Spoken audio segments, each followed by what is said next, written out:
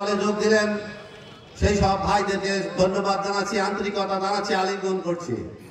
পাশাপাশি আল্লাহর শুকরিয়া আদায় করছি যে রব্বুল আলামিন যারা জামাতে যোগদান করলেন তারা যেন কোরআন এবং হাদিসের আলোকে নিজের জীবনকে পরিচালিত করতে পারে। আপনারা সবাই তাদের জন্য দোয়া করবেন ইনশাআল্লাহ। সম্মানিত ভাইরা, আপনারা জানেন জামাত ইসলামী প্রচলিত রাজনৈতিক দলের মতো নয়। যদিও আমাদের কর্মকাণ্ড কিছুটা মিল রয়েছে, কিন্তু আমাদের মূল লক্ষ্য হচ্ছে আমরা আল্লাহর জমিনে আল্লাহর বিধানকে প্রতিষ্ঠিত করতে চাই। আমাদের মূল স্লোগান হলো আল্লাহর আইন চাই, সৎ লোকের শাসন চাই।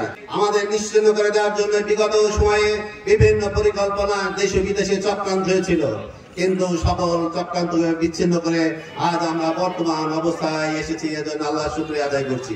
বিশেষ করে 24শে জুলাইয়ের ছাত্র জনতার ঐক্যবদ্ধ আন্দোলনের ফলে বাংলাদেশে যে পরিবর্তন সূচিত হয়েছিল, তার ফলে আমরা মুক্তভাবে কথা বলার সুযোগ পাচ্ছি এবং আমরা আজকে স্বাধীনভাবে চলাফেরা করতে পারছি। এই ইসলামের ভিত্তিতে মানবিক একটা কল্যাণ রাষ্ট্র প্রতিষ্ঠিত করতে এই আলোকেই আমরা জনগণের কাছে আমাদের দাওয়াতটা পৌঁছে দিচ্ছি। আমরা আজ মনে করি প্রথমে আমরা রেখেছি দুর্নীতি এবং চাঁদাবাজ মুক্ত বাংলাদেশ তৈরি করা, কিন্তু আমরা দেখতে পাচ্ছি যে দুর্নীতির কারণে বাংলাদেশ আজকে দরিদ্র সীমার নিচে বাস করছে। অতীতে যারাই ক্ষমতা এসছেন কেউ এই দুর্নীতি এবং চাঁদাবাজের বিরুদ্ধে যেতে পারেননি, প্রত্যেকে সরকারি এই কাজে জড়িত ছিলেন, ঠিক না? বর্তমানেও যদি এই দুর্নীতি শুধুমাত্র আমরা দূর করতে পারি, তবে বাংলাদেশ 5 থেকে 10 বছরের মধ্যে স্বয়ংসম্পূর্ণ হয়ে যাবে ইনশাআল্লাহ।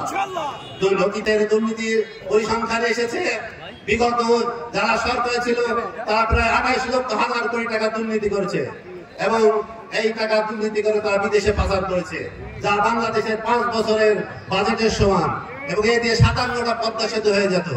শুধুমাত্র এই টাকাগুলো যদি তারা দেশে বিনিয়োগ করতো, তাহলে দেশ হতো উন্নত, দেশের অর্থনীতি হতো স্বাবলম্বী এবং দেশের বেকার সমস্যার সমাধান অনেকটা হয়ে যেত। আগামীতে যদি জামাতে আমরা যদি নির্বাচিত হতে পারি, সরকারের দেওয়া কোনো প্লট বা ফ্ল্যাট আমরা দেব না, সরকারের দেওয়া কোনো শুল্ক মুক্ত বা ট্যাক্স ফ্রি গাড়ি আমরা দেব না, এবং কোনো প্রজেক্ট যেগুলো হয় তার 20% কমিশন আমরা দেব না। ইনশাআল্লাহ স্বচ্ছতার সামনে আপনারা এই কাজ করবো, এই ওয়াদা আমরা দিয়ে যাচ্ছি।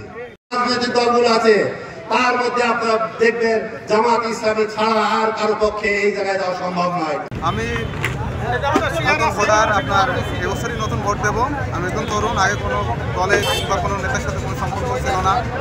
এবছর ইনশাআল্লাহ জামাত ইসলামের পক্ষে, ছাত্র শিবিরের পক্ষ থেকে আমি জামাত ইসলামে ভোট দেব। এটাই ইনশাআল্লাহ অনেক ভালো লাগছে। এখানে আপনার অন্যান্য দলের তুলনায় অনেক নিয়মকানুন ভালো, তারা নামাজ কালাম পড়ে আল্লাহর দিন, আল্লাহর আইন আনার জন্য চেষ্টা করছে। আমি বিএনপির দলে ছিলাম, আমার ভালো লাগছে জামাত ইসলামকে চলে আসলাম।